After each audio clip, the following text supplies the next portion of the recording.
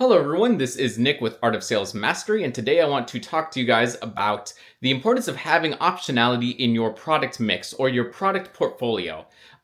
Right now, I want you guys to think back to when you guys were in high school and your teacher told you guys to grade your assignment. And generally speaking, this is what would happen. So the majority, well, I don't want to say the majority of the class, but some kids would say, well, I don't really want to give myself an A because that would seem pretty arrogant and pretty materialistic. But I don't want to give myself a C either because, I think I did better and also that would hurt my grade. A C would hurt my grade. So I'll just give myself a B. I'll take the average between the two. And stop and think for a minute because generally speaking, customers do the exact same thing.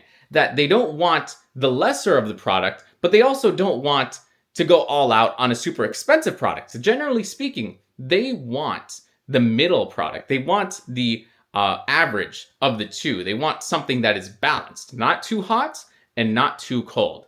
Customers do the same thing. And so this product, having optionality in your product mix also helps with quenching price dilemmas. And what I mean by this is that if a customer asks you this common objection like, hey, I like the product, but the price is just a little too out of my price range. It's not really within my budget. Can you do anything for me? And you can say, well, I'm glad you asked because we actually have another model of the product that is a little less, but it fits within your budget. It might be a better value. It might be a better fit for you.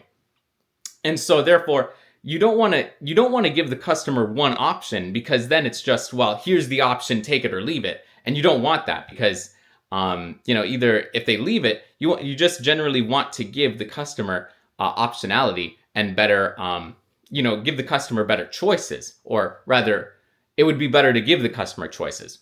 And so they might look at this and say, well, listen, like for example, let's take a camera. Okay, let's say a camera. And so a customer might say, well, I don't really need a professional, super high-end camera because I'm not a professional photographer. I'm not using it for commercial purposes. It's just, I want to shoot the video and then just go, just make the video and then post it online. Similar to what I'm doing right now. And so they're going to say, well, I don't really need a super high-end product. I don't need all those features. I might have all those features, but that's way out of my price point and I don't really need that.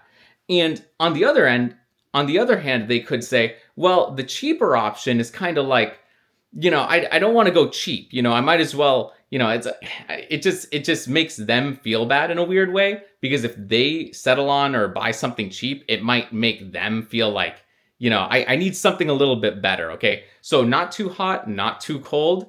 I want something in between. I want the balance. I want the average between the two, where they feel like it's balanced between the value of the product and it's within their price point. It's within their budget. And so that's why it's always important to have optionality in your product mix to your customers because it helps with the price. It helps with the price dilemma. And also it's just better in general to have more products and give your customers that optionality just in case, because you don't want to give them one option and then it's take it or leave it.